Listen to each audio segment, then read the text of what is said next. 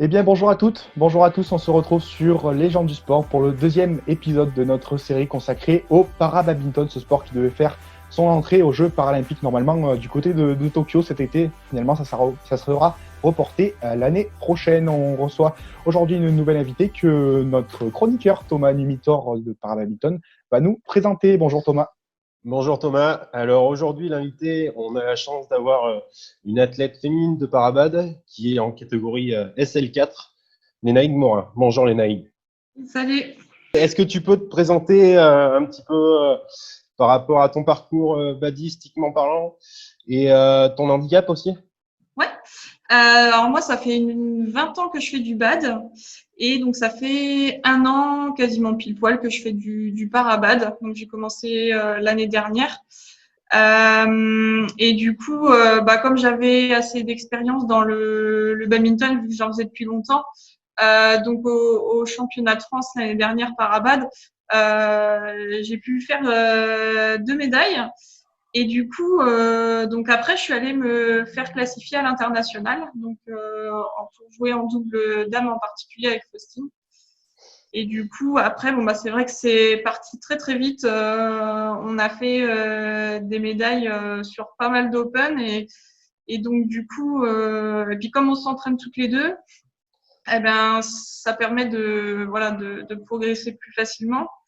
Et donc là, on avait la vision des Jeux cette année, donc reportée d'un an. C'est comme ça, c'est pour tout le monde pareil, c'est un peu la galère. Comment tu l'as vécu toi justement Un peu compliqué parce que moi, en fait, j'avais pris une année sabbatique. Je travaille normalement, j'ai un CDI dans une clinique vétérinaire. Et du coup, mon congé sabbatique finit en septembre 2020. Et donc, à partir de septembre, je dois reprendre le travail. Donc là, ça chamboule tout. Je ne sais pas trop comment je vais gérer ça pour l'instant. Mais de toute façon, je vais continuer à m'entraîner. Et puis, si les Jeux, c'est l'année prochaine, voilà, on s'organise. Hein. Quel est le rythme des entraînements et de la préparation quand tu approches une grande compétition, en dehors bien sûr de cette période de confinement toute particulière, dans une période entre guillemets Ouais. classique? Comment est-ce que tu t'entraînes dans une semaine? Est-ce que tu côtoies par exemple des joueurs valides pour t'améliorer? Alors, donc je m'entraîne tous les jours. Alors, j'ai, on va dire, accéléré mes entraînements juste avant le confinement. Malheureusement, voilà, ça s'est pas continué, mais normalement, voilà, je m'entraîne on va dire, du lundi au vendredi, tous les jours, 1 heure et demie par jour. Et donc 2 à 3 fois par semaine, des joueurs valides viennent en sparring pour qu'on joue par exemple en double dame avec Faustine, puisque moi c'est mon tableau en fait. Et puis elle fait du simple, mais voilà, c'est on ça? a des sparring du valide qui viennent. On rappelle que tu es engagé dans la course au jeu en double dame avec Mm. Faustine, seulement en Voilà, double tout dame. à fait. Ouais, ouais, ouais. Quels sont les critères d'ailleurs de sélection pour les Jeux? Les critères de sélection, c'est Pour ta catégorie, hein, bien sûr. ouais, ouais, ouais. Donc c'est les six meilleurs paires. Et par contre, c'est une paire par pays.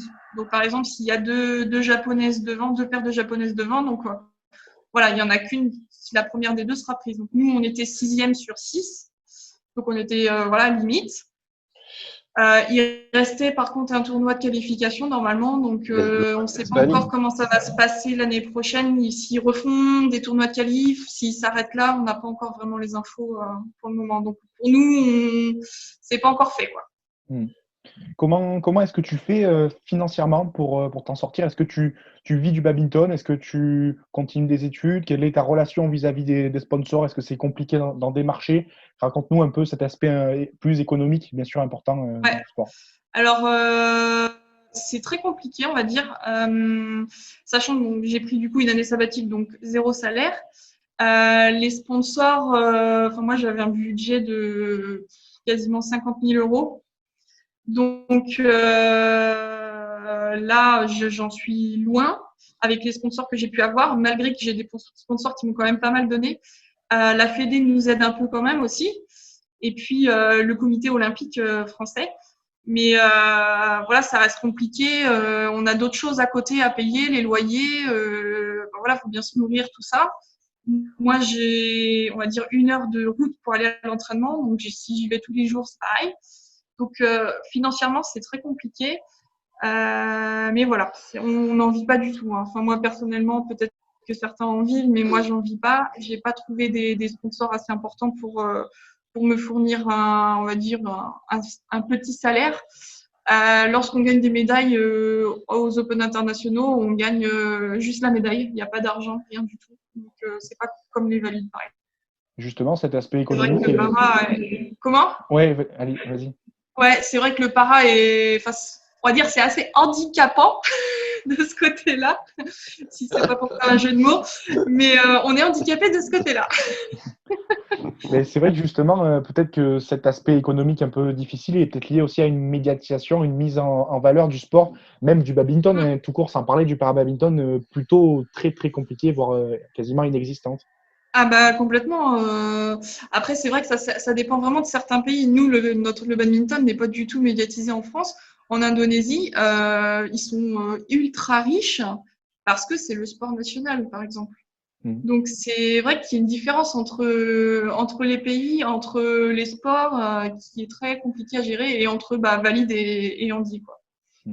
J'imagine que tu déplores un petit peu ce manque de reconnaissance. Ça doit être, ça doit être peut-être un peu frustrant quand on voit qu'en France, il y a d'autres sports beaucoup plus mis en valeur.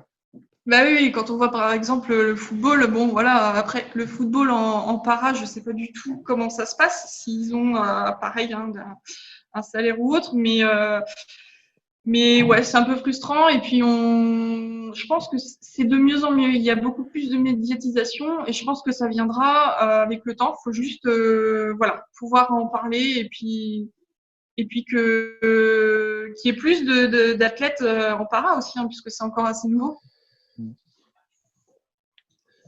Thomas, une question sur Paris 2024.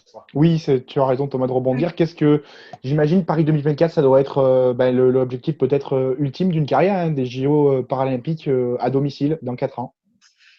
C'est clair que j'ai du mal à me projeter pour l'instant parce que c'est vrai que ça fait qu'1 an que je suis dedans et là déjà les Jeux de cette année ça m'était un peu tombé dessus, voilà, mais c'est clair que le faire à domicile ce serait génial, en tout cas pour l'entourage aussi, parce que voilà, ils nous suivent toujours à distance et c'est un peu frustrant pour eux, mais c'est vrai que le faire chez nous ce serait génial et puis on se donnera à fond pour y arriver en tout cas.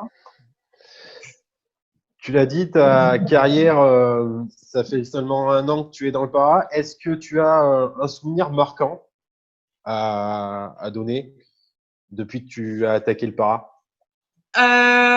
C'était les premières compétitions internationales, surtout en Turquie, en Irlande, où j'ai vraiment, j'ai trouvé ça magique, quoi. Et surtout, ça m'a beaucoup aidé à accepter le handicap. Donc oui, c'est vrai que j'en ai pas parlé. J'ai une sclérose en plaques, donc qui me handicape surtout au niveau des 4 membres. C'est musculaire surtout. Donc il y a des jours où ça peut aller très bien et d'autres jours où c'est la cata. C'est-à-dire c'est de la spasticité, donc des crampes dans les muscles. Donc c'est vrai que j'avais du mal à accepter ma maladie avant d'arriver dans le para. Et donc de voir en fait tout le monde au même niveau, se vanner un petit peu sur le handicap les uns les autres, tout ça m'a vraiment débloqué là-dessus. Et du coup vraiment la Turquie et l'Irlande, c'était vraiment mes meilleurs. Le début a été vraiment top, quoi. Qu'est-ce qu'on peut te souhaiter, Lénaïque, pour la suite de ta carrière et la fin de saison? Eh bien déjà de me qualifier officiellement aux Jeux paralympiques de Tokyo et que ça se fasse, hein, c'est surtout ça aussi, parce que c'est pas encore gagné.